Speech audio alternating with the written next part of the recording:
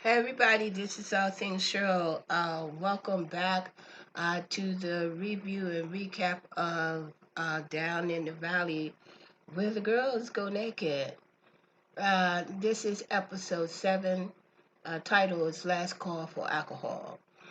Last Call for Alcohol is going to take us basically for a ride.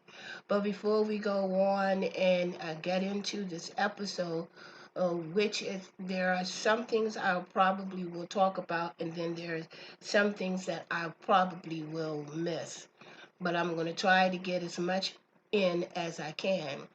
Click subscribe, hit the notification, hit the bell, so you will know the next time, next week, that I will be coming for the final episode of P.valley, episode 8, which will be next Sunday.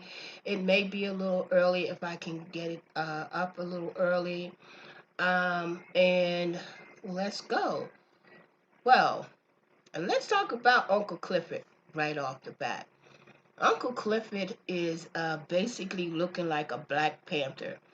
He has on his tambourine, his tam on top of a African afro with a bunch of stickers and pins all over. He has it cocked to the side. She has it cocked to the side. On top of that, we see her in a black leather jacket with a see-through top, and down at the bottom, a lot of people may not know, but Uncle Clifford, she has on a kilt. A kilt is basically a man's skirt which originated in Scotland, but the kilt, instead of it being the Scotland colors, which is red, black, and red, he has on a she has on, excuse me, she has on a camouflage kilt. Along with the camouflage kilt, she has on these low, somewhat high legging heel, and she comes through the crowd, and everybody is basically looking at her. Now, we see that this is a crowd that is protesting against the casino.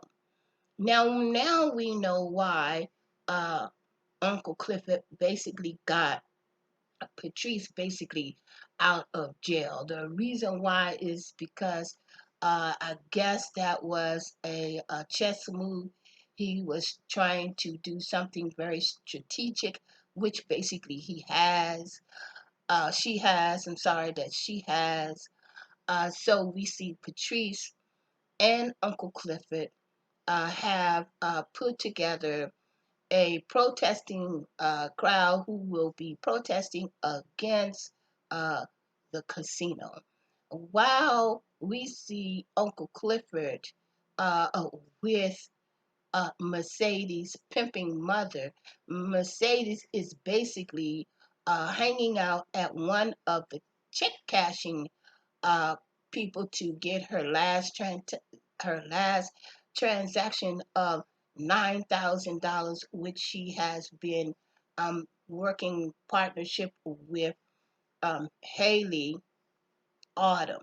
So we see Mercedes basically standing in line and noticing that Uncle Clifford and her pimping mother is on television, basically protesting this casino. Meanwhile, while Mercedes is basically waiting uh, uh, her uh, for her turn to go in front of the teller. Now we notice that majority of the tailors, the check cashing tailors that she's basically been going to, have majority of them have been white. Now this particular one is black, and I'm thinking it's going to be some problems, but apparently it wasn't some problems. But we see Mercedes in line, and then there's another woman behind her talking about what she did last night as far as her partner doing some interesting things. Okay? We're not going to talk about what those interesting things are. She talked about an IUD or whatever that thing is. And Mercedes did have a couple of words for her. We're not going to talk about what she said. I'm sure you all know about those who are following the show. Now, while we are dealing with Uncle Clifford and her demonstrating and protesting about the casino, we and Andre and the mayor, Godfather, Rifford, the mayor, is basically having the two brothers in the office to basically sign the lease that Andre has put together. In other words, he went behind, and instead of him making it a sales of selling property, he basically gave Corbett exactly what he basically was looking for, and that was to lease the land. And so Corbett basically got his deal.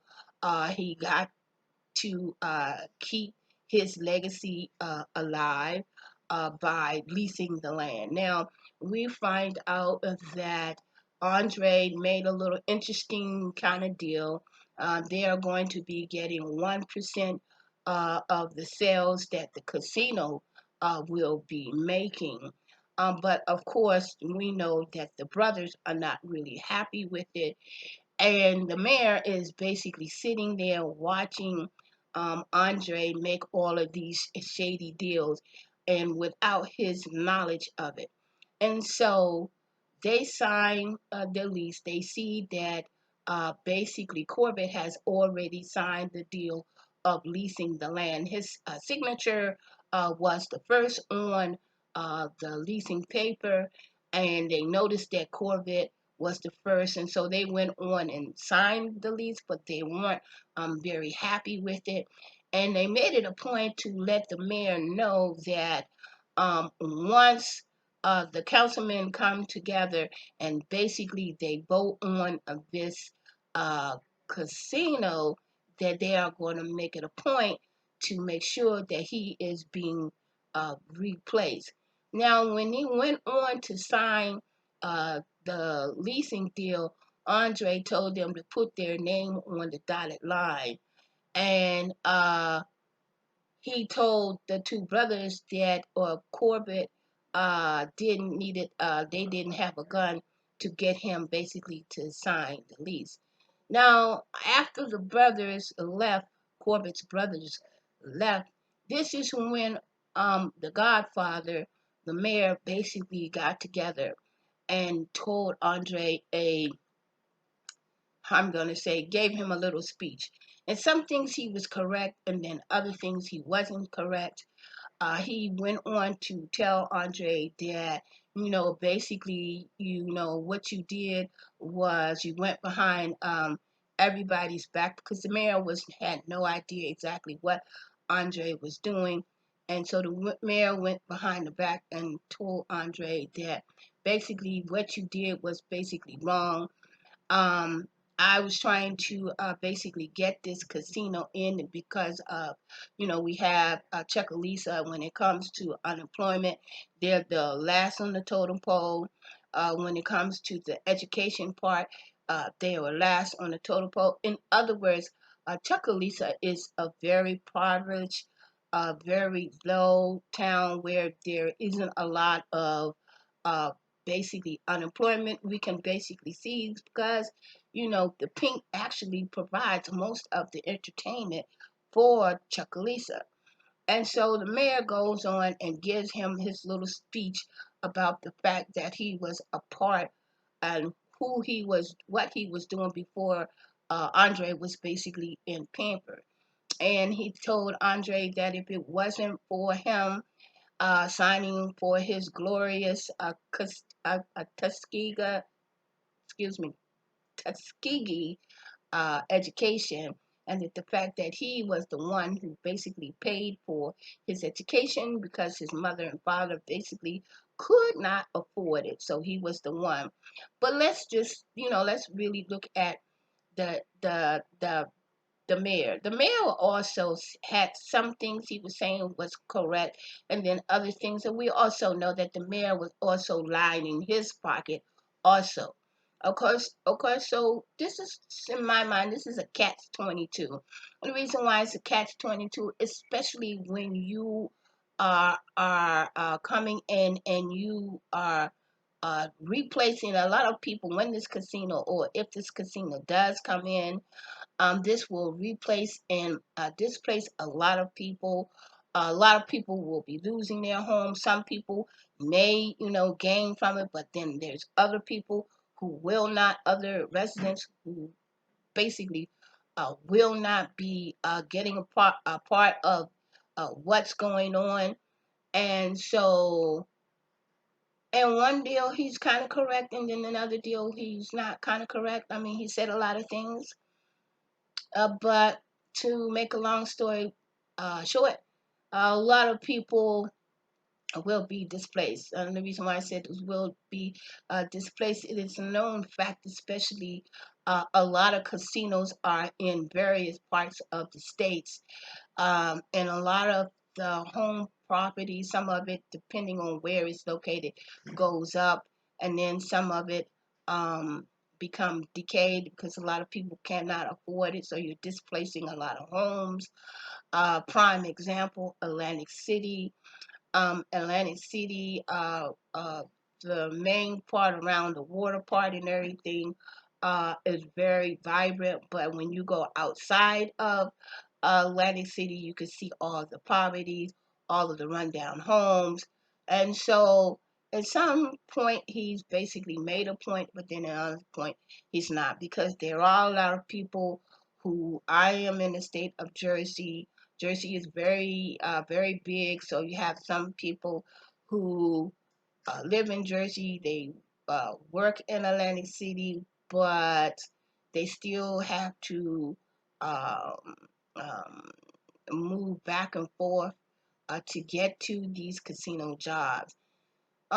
So he's right. So while Andre in the mayor was basically talking about that, Andre reminded the mayor that don't you have a cutting ceremony to do as far as the park is concerned. You know that the park is basically coming in, and the park is really named after the mayor. And so his secretary comes in and tells the Mayor Ruffin, that I don't think that we basically will be going to do a ribbon cutting ceremony. And this is when we see uh, the protests basically have been televised. We see Patrice and we see the Black Panther uh, Uncle Clifford. She is standing there protesting and holding and giving a fist sign up in the air and talking about Black Power when it comes to basically the casino. And while we're,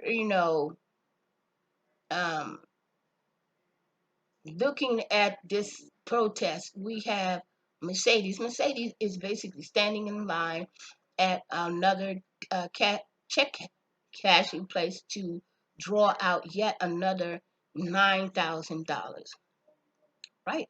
Another $9,000. And she just happened to be standing in line with a blue wig on, and seeing her mother, who basically stole 20 stacks to basically open up her church with the money that Mercedes had been stacking up for 7 years, sees it along with Uncle Clifford. And so she's basically upset that the fact that Uncle Clifford is standing and protesting with her mother, who basically stole her money. Now, while we're, there in line, Uncle Clifford is basically over there protesting, and Mercedes is basically, you know, uh, is getting her last transaction for Haley. There's some things that's going on at the studio. Little Murder. Little Murder is basically practicing, and we have uh, Mississippi, who I guess has decided to be a part of the managing crew with Little Murder. And so Little Murder is basically on stage, trying to practice, and he's losing the words. He don't understand. He can't remember his lines. And so everybody was saying, the DJ is saying, this is nothing but slaw. Now, I really didn't know what slaw was. And I was thinking that it may be like some coleslaw or something. But actually, coleslaw is a code word that I guess they use in certain parts of the dirty South to describe certain things that's not so good. And so they were basically saying that Little Murder was sounding real slowish. He really wasn't doing, it wasn't, it was trash, in other words. And so um Mississippi says, okay, wait a minute. Mississippi decides to step in and says, take a break, we're going to take a break. And so basically, she takes Little Murder out of the studio and put him in one of the private rooms, maybe the champagne room, I don't know. And then she basically stripped him butt naked all the way down, and the only thing he had on was his tennis shoes. We saw nothing but naked body and tennis shoes. Now, I've been looking at a lot of the commentaries, a lot of people, a lot of the males, females, are very happy that the fact that they are really looking at nudity in this show that is basically dealing with men.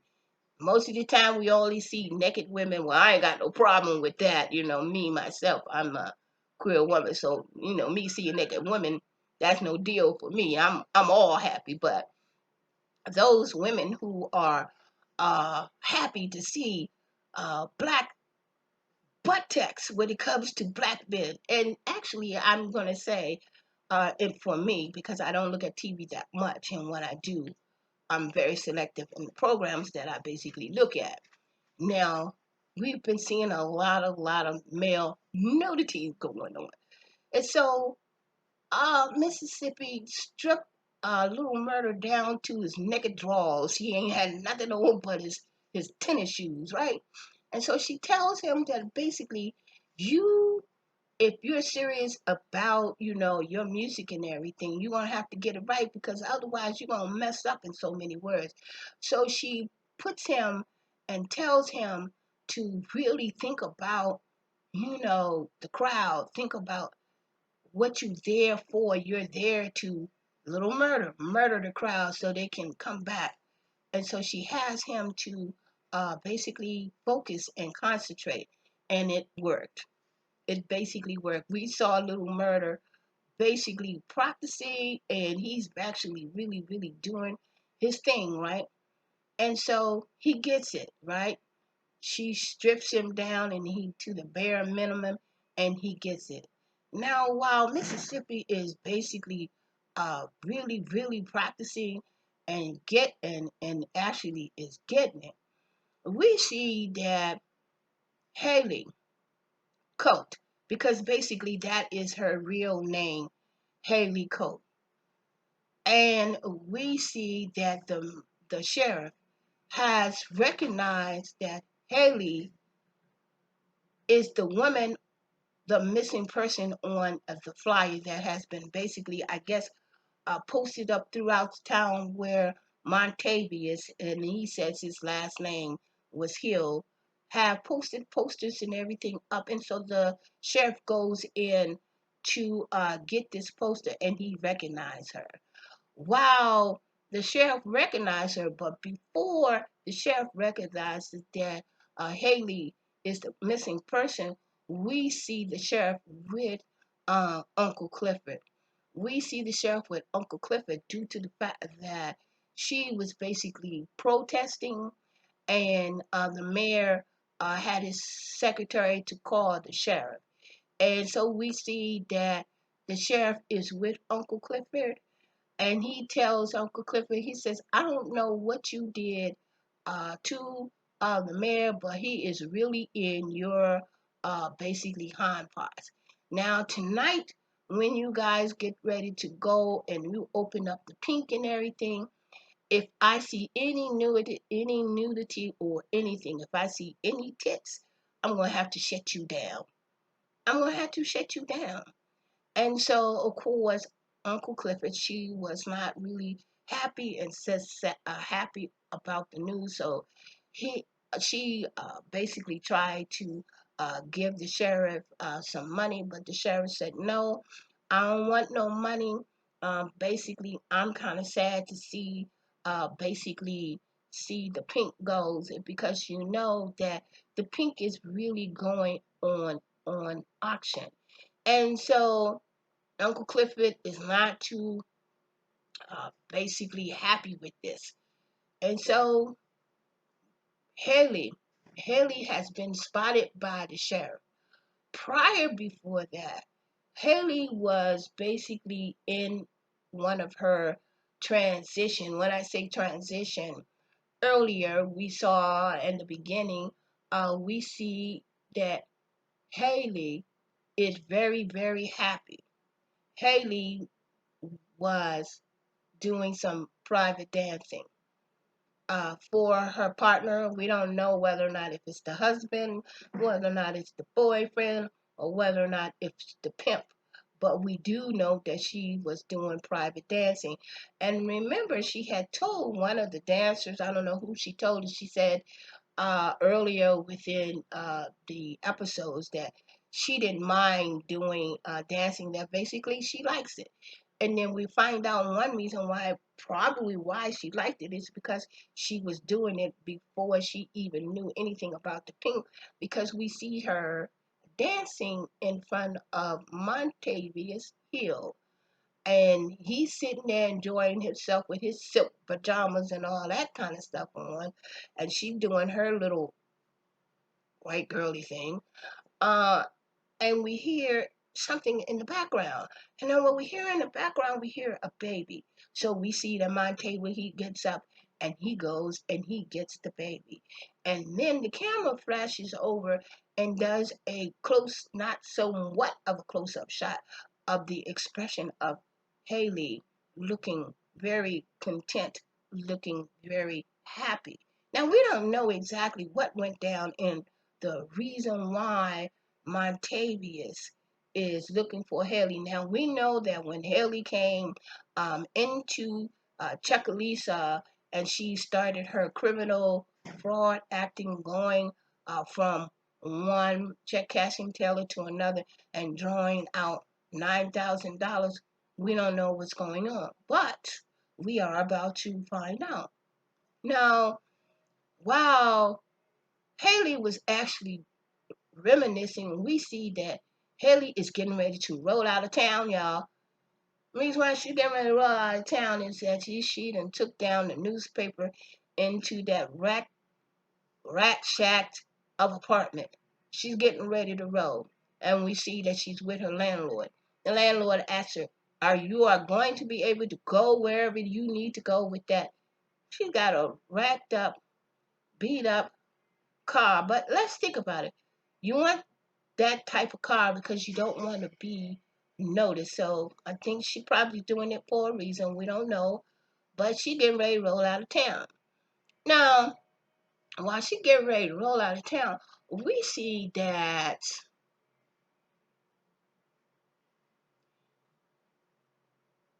Uncle Clifford, she's rolling into the parking lot onto her property. And who does she happen to see up on the porch? Corbett. We see Corbett. Corbett has been jumped by his brothers. They have kind of blackened his eye. He's got one eye that looks like a grasshopper, where they didn't pound in on it so much, and the other, you know, he's just all busted up and bruised. So Uncle Clifford, she tells him, "I hope it wasn't over no woman." But then this is when we find the true colors of Corbett. Corbett was very upset with Uncle Clifford due to the fact that she went on and announced the fact that the casino was basically coming to the water property at Chucalissa. And Uncle Clifford said that was supposed to be all private. Not everybody is supposed to know about what was really about to go down, because remember they was trying to slip that casino without the citizens of Chucalissa knowing anything about it. Now that the citizens of Chucalissa knows that a casino is coming in, they are going to have to vote on whether or not if that casino is coming. So basically, that was really a smart move on Uncle Clifford, how she definitely, did that one, because they can't make a move. And so Uncle Clifford was basically telling Corbett, she says, well, I want part of the deal, basically what you getting. And he says, well, to be perfectly honest with you, the pink was nowhere in the plan. And so, I mean, he basically Corbett basically really showed his true colors. Uh, and then Uncle Clifford, she got upset, with the fact of what he said. And so Uncle Clifford said, look, don't you ever come in my club again. The next time your little hindparts get beat, let your brothers and beat you, and then something about coming all over or whatever. Yes, this dialect is very, very interesting. But anyway, make a long story short, don't bring your black ass back into my pink again. And so while we're dealing with that, we find out that Haley has been discovered by the sheriff. Haley goes inside. Uncle Clifford drives and go into the club, basically has a meeting with all of the people that are basically in the club. She basically do a prayer, and that prayer was very interesting. Uh, she was saying that bring all the pimps, bring all the dope dealers, bring everybody in there, so everybody could basically so they can make the money and so they can go out with pink with a bang. Now, before that, we see that basically Mercedes basically did a visit to Uncle Clifford, and she was basically sitting there waiting for her. And then she comes in, Uncle Clifford comes in, and we see that Mercedes was there. She was basically upset due to the fact that there was cohese with Patrice and her, and Uncle Clifford said, "Well, I had to do something. She was my last resort, and I had to do something." And she said, "But it looks like it's not going to work." And she said, "Well, it looks like we are definitely going on the chopping block um, tomorrow." And he said, "There is no orphans for strippers, and who's gonna?" And she says, "And who's gonna hire Big L?" Hell, I was basically scared to hire him. And so you can see that Uncle Clifford is really has taken the weight of all of Pink and the clubs and the girls. And so Uncle Clifford is basically told Mercedes, and he started crying. And so Mercedes says, "Oh, no, no, no, no, there's no crying. There's no crying in the Pink. What's that number 25.5? No crying in the Pink." And so there was another rule, Uncle Clifford and her rules and everything. So then Mercedes says, well, what's the plan? What we gonna do? And Clifford said, "Well, I don't know, but we definitely gonna go out with a bang." And so we see that there was a prayer for everybody. Uncle Clifford, she got everybody together and prayed over everybody, and everybody was beginning, getting ready to get the club together. And then the girls see that Mercedes basically came in, and so saw that Mercedes basically would be dancing. And so Mercedes said, the girls said, "I hope you guys all of you all have plans, and I don't mean no plan B pills either. And so we find out that Mercedes basically is going to be dancing.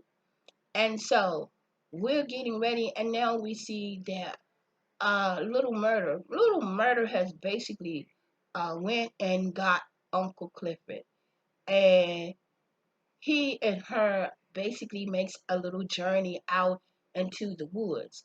And when we get there, we see that Uncle Clifford's car is basically sitting in the middle of, not too far from the pink, but it has like Christmas lights all inside of the car.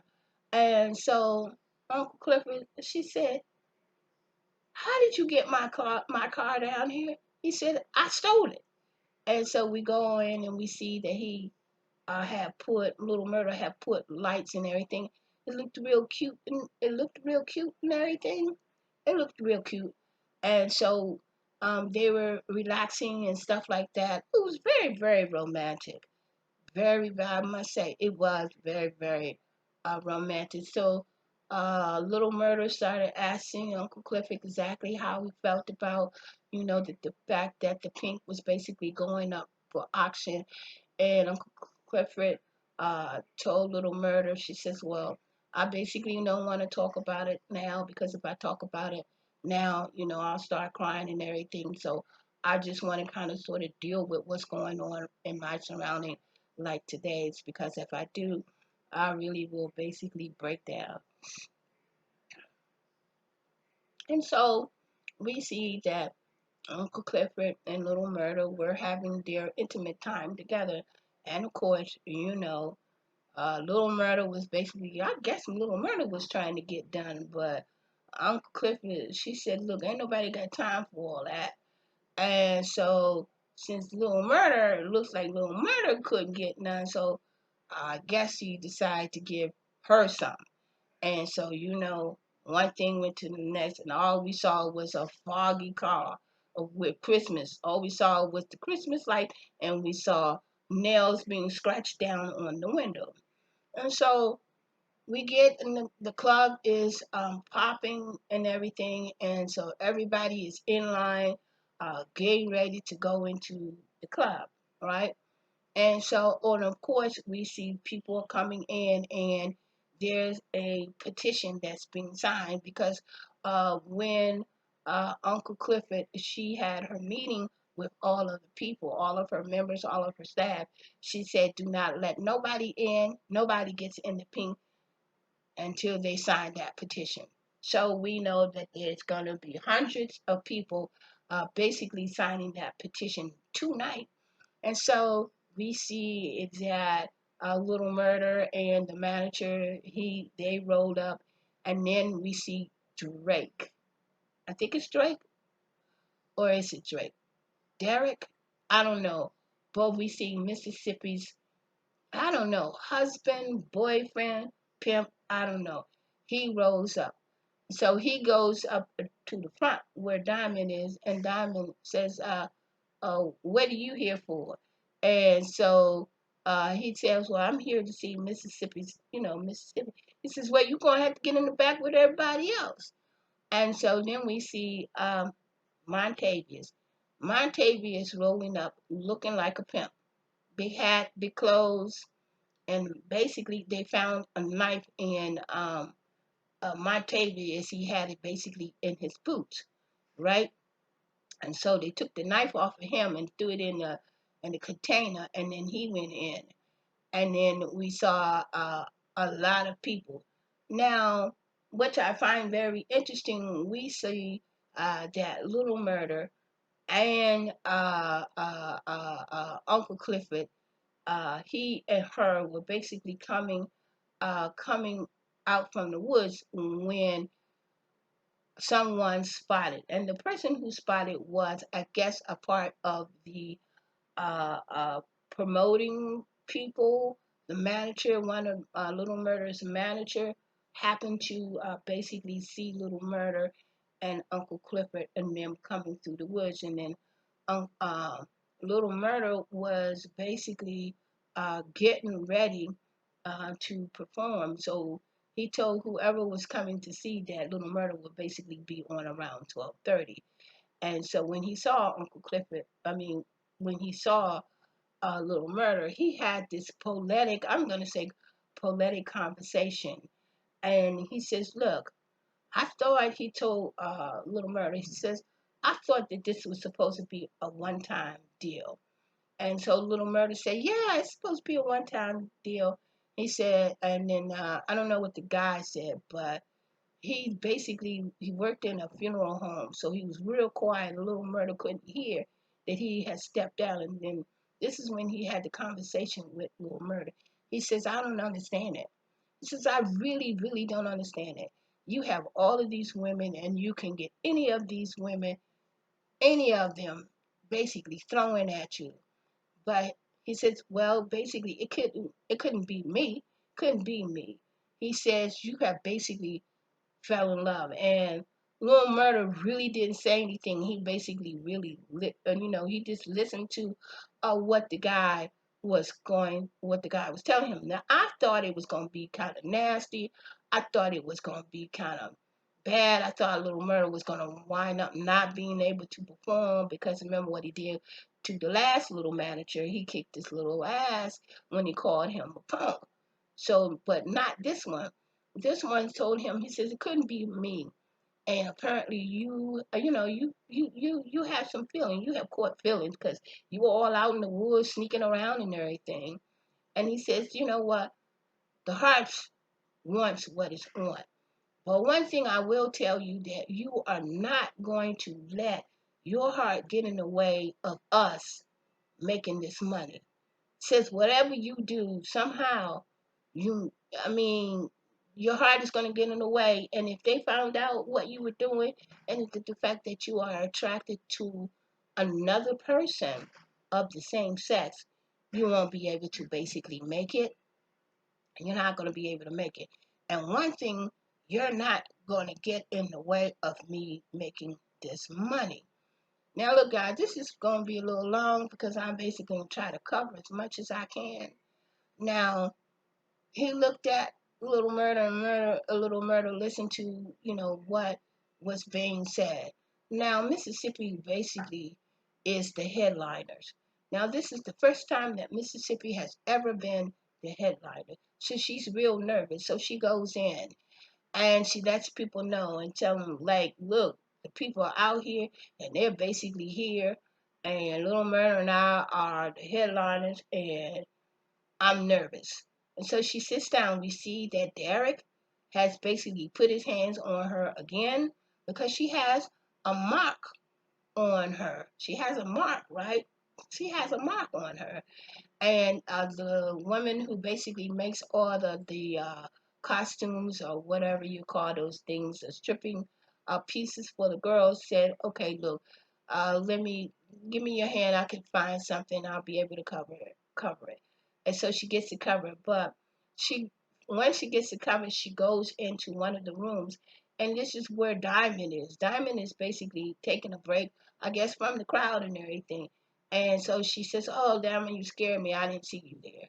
And so he says, "Oh, don't worry about it." So she sits down and she lets Diamond know what's going on, the fact that she's nervous and stuff like that. So Diamond basically gives her a little, I think it's a necklace that someone else, when he was in the service, gave to her. Now, they was this much close of doing that finally first kiss. And of course, who comes in and bursts in that breaking?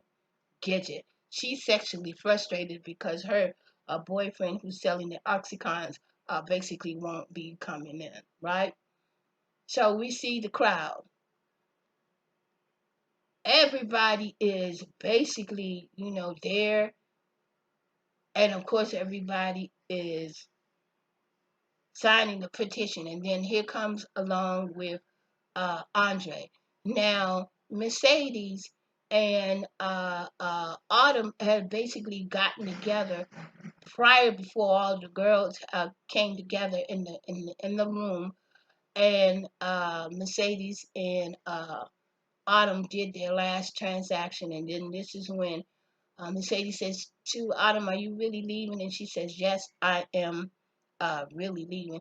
And then she says, "Well, have you let Andre know about it?" And she says, "Nah, I haven't let Andre know about it." But then this is when we find out that mm, Mercedes basically had a person whom she wished she had said something to it. It could have been her daughter's father. I'm believing it's the daughter's father, who she kind of really liked, but didn't really have the opportunity to really let know how I feel.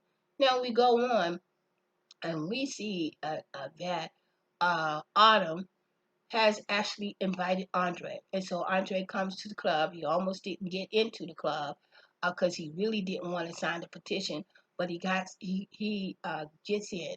He sends Autumn a text message because she sent him a text message saying the last dance. So he comes through, right? By the meantime, while she comes through, we see that everybody is basically in the club getting ready, right? And we see that, um, like I said, Mississippi and Diamond almost got together, but then we see Drake and his boys, Mississippi, uh, husband, boyfriend, has come to the club, and so he gets liquor and puts it on Mississippi tag. See, this man is very trifling because he hasn't won't even pay for his own drink. So everybody is basically in the club, and we see that um, Autumn has basically gave Mercedes her last transaction. No, I'm sorry. Mercedes has given Autumn the last transaction that she did, and Autumn gave Mercedes, instead of, I think it's 10, she gave her 20, and Mercedes didn't really want to take it, so she gave 10 10,000 back, because she told she told Autumn, excuse me, she told Autumn that she has basically a plan, and so she gives the money back. Now while they're doing all of this, now we see that in the club, Mercedes is basically in the club, and she's walking around and she sees, all the people, they're in there, they're doing their thing and everything. And so she sees Montavious, right? She sees Montavious. So she goes over to Montavious' table and say, "I see you here by yourself, what you want to do." And Montavious tells Mercedes, he says, "No, I'm sorry, my eye is on something else." And so he points at Autumn. And so Mercedes says, "Oh," so Mercedes, give her a thing, say, "Come on, come on, come on over here." And so this is the one thing I really like about the camera work of P.valley. The camera work was awesome. How the camera work was awesome, it was almost like the parting of the sea, right?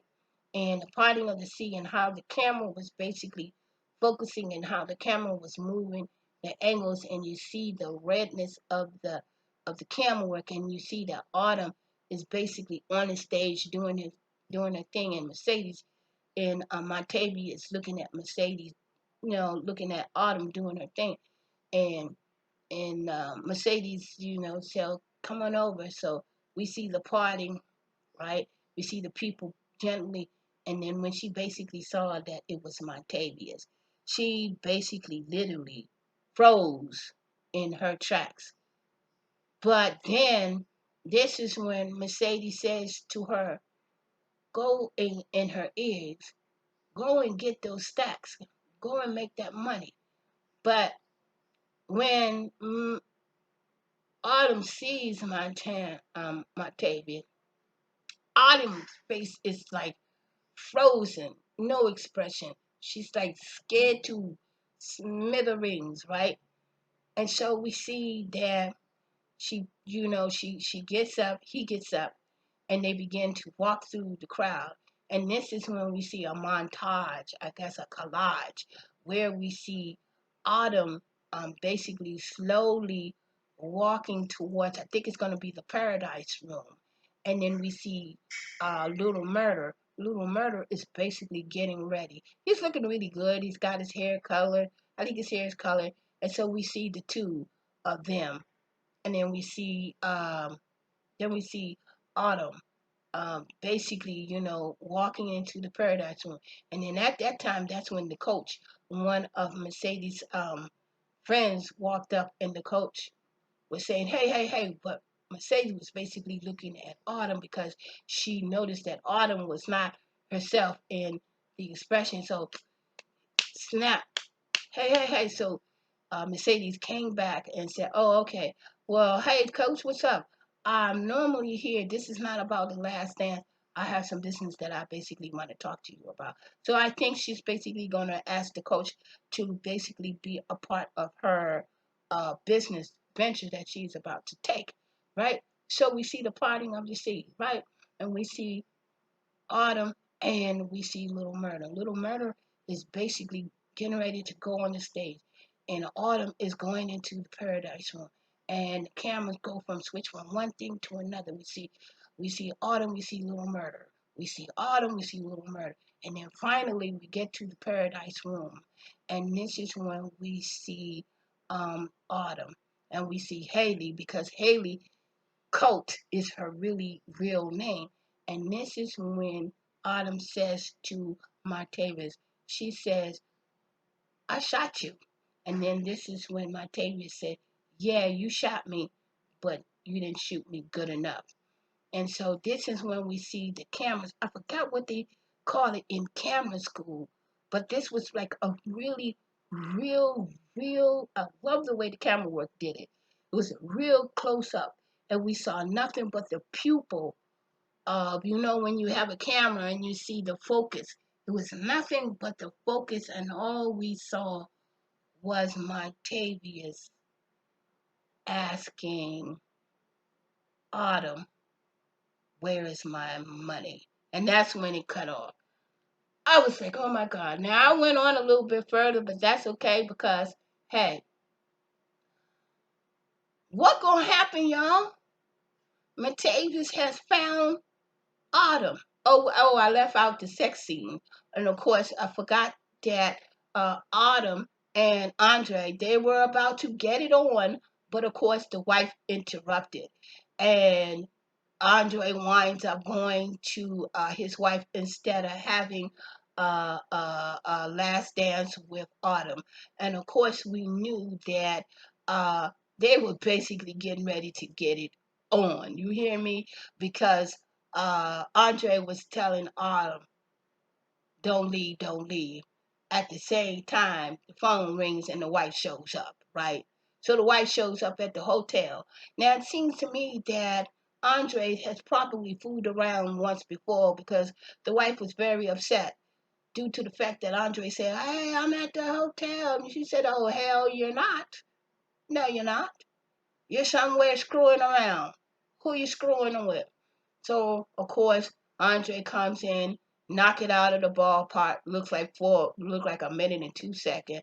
And then the wife says, "Yeah, you really miss me." Nah, he didn't miss you. All that pent up angry was basically going towards Autumn, but you just happened to catch it and you were in town. And good thing because the two of them are still hot and passionate for each other. And he asking her to don't leave, don't leave. And but Montavious wants to know where's money. It's a lot of stuff going on, y'all. What's going to happen? Somebody tell me what's going to happen. Is the P.valley going up for auction? Is what's going to happen to Montavious? And now we're going to find out some more. But look, I've been on like almost close to like 50 minutes. Click subscribe until the next time. Down in the valley where the girls go naked, we're going to find out what's really going on. This is the last episode. Peace and love. Remember, love is for everyone.